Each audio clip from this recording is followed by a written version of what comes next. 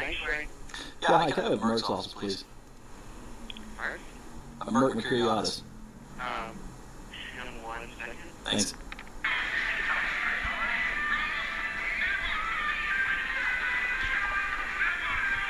May I ask the calling, please?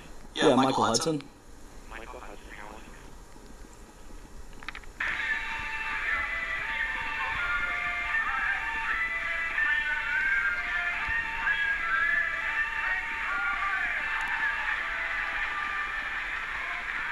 Mark's office.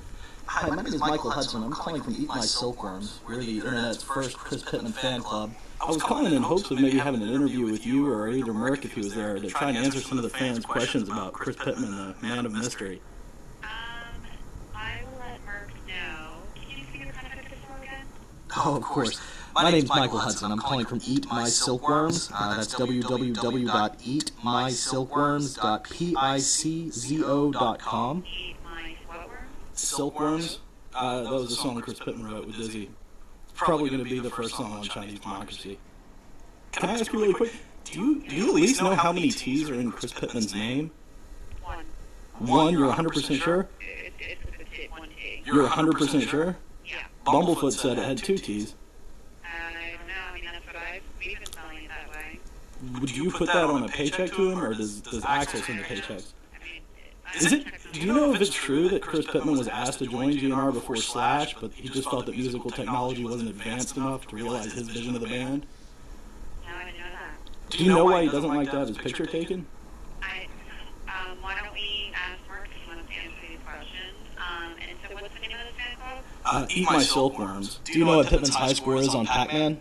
I actually don't have any information. I can let Mark know you called, and Chris is aware of this. Would you describe Chris's sound as funky techno beats or super funky techno beats?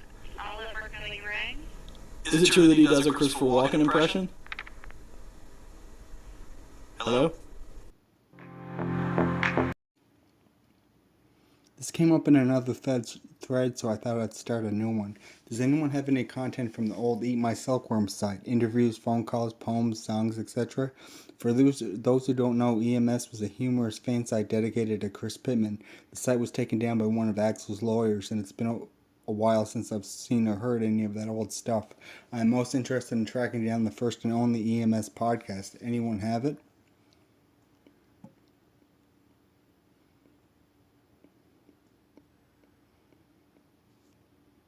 I would also like to recover my rather lengthy essay on the lyrical prowess of Silkworms.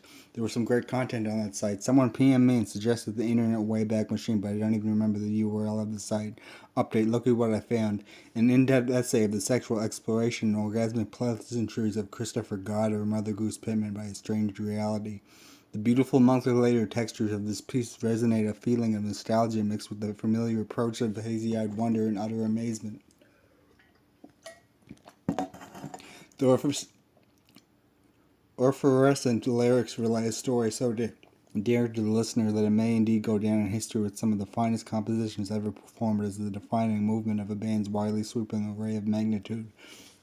Beginning with the gravely roar, listen motherfuckers to the song that should be heard, Pittman has broken the threshold of familiarity and formality and presented the listener with a clear message. One can only imagine a fair choir boy on his way home from the local Catholic church, a Bible nested firmly in his arm. A speck moves towards him on the horizon until, oh my, suddenly it has gained full composure and it rears its ugly head. Listen, it screams with vile energy, pure, unadulterated, and vicious. Listen, motherfucker, to the song that should be heard. The choir boy drops his Bible and the beast screams at him with full force. The song continues wistfully. Thrown down in the gutter, it's more than you deserve. Oh, bliss. Here airs this most beautiful segment of the song, the true deliverance of Pittman's marvelous message conveyed in one swift arch. Pittman has beautifully transcended the sexual stereotypes of females as the weaker of the two sexes. His satire of this generalization, equating inferiority to the stench of the proverbial gutter, may strike falsely with the stupid or infertile, but those of us with a college education will realize Chris is actually saying, hey, this isn't nice behavior, see how nasty it sounds? We shouldn't talk like this. By falling victim to his satire, Mr. Pittman is only accentuating his most elaborate of elaborate points.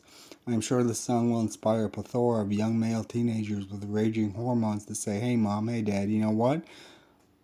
Enough of this crass stereotypical portrayal of the female sex on the television set. I want to liberate the female sex once and for all, and we owe this all to one Mr. Chris Pittman. The continuing duration of the song represents a pivotal turn. There are orgasmic pitches from lead singer Axl Rose. Some blind critics have accused his voice of simply being too weak to pull off the effect that Pit Maestro was going for in the song, but alas, these are lies. No more lies than when my Uncle David was arrested for indecent exposure at a Chuck E. Cheese's when I was 5 years old. It's a conspiracy by the haters to bring us down. The orgasmic screams of Mr. Rose are Mr. Pittman's way of adding a new layer to the song of sexual exploration. Up until now, we had thought the singer was a man, but now the question is drawn into mind. Is the singer actually a woman? And is this giving her an orgasm? Unfortunately, Mr. Rose did not wear a skirt when performing this song and also did not wear a bra, but no doubt this would add to further confusion and bewilderment to the song. On their 2006 tour, I suggest he grow 2 perky breasts or just stick melons on her shirt and squeal like a young woman being orally pleasured for 30 minutes straight as Mr. Pittman has a synthetic solo.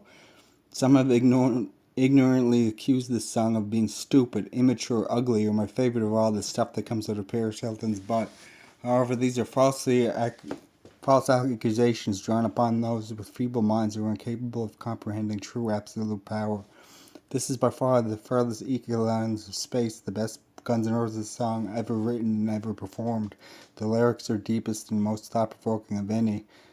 Silkworms bends sweet child of mine over its knee and spanks it on the raw ass raw with a rubber throat. It's much better and much more intelligent. It's for music what Stanley Kubrick's Eyes Wide Shut was for elitist cinema, an exploration of sexual identity and a scathing satire for our own self-perceptions.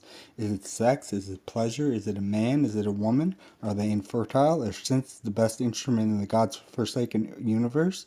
All pertinent questions raised by Mr. Pittman's brilliant expose of the modern world. The ending is a real stunner. Syphilitic preachers, baby, I know who you are. Parasitic demon sucking acid through your heart. Mr. Rose wails to the backing of Mr. Pittman's orgasmatron synth. These lyrics are, of course, a reference to the Great Wall of China and the Russian murderer Rasputin, whose third member is alleged to be the biggest in history, even more so than John Gimme More Coke Holmes, whose penis was over 13 massive inches. Coincidence that a song about sexual exploration would contain a reference to Rasputin? I think not.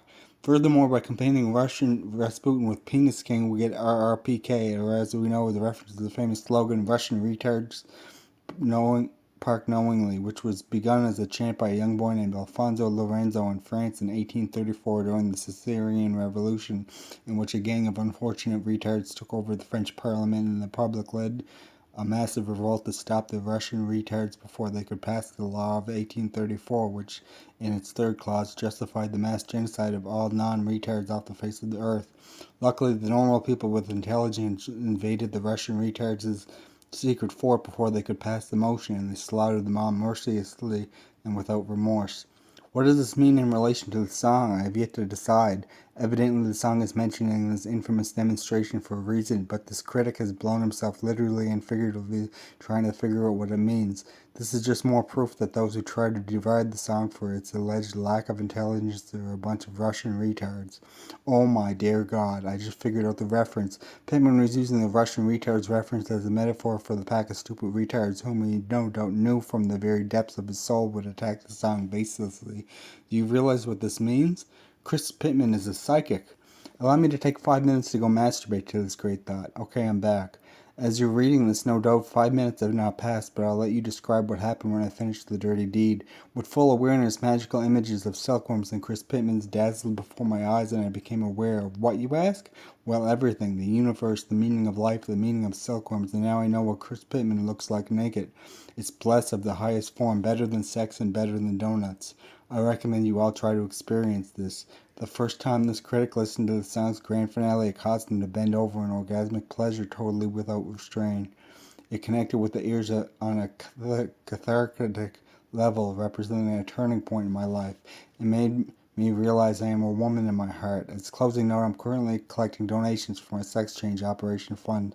Personal checks can be made payable to Pitmania Incorporated. Thank you. God bless and have a pleasant tomorrow and a fertile future. Giacomo, where are you? I used to be Giacomo.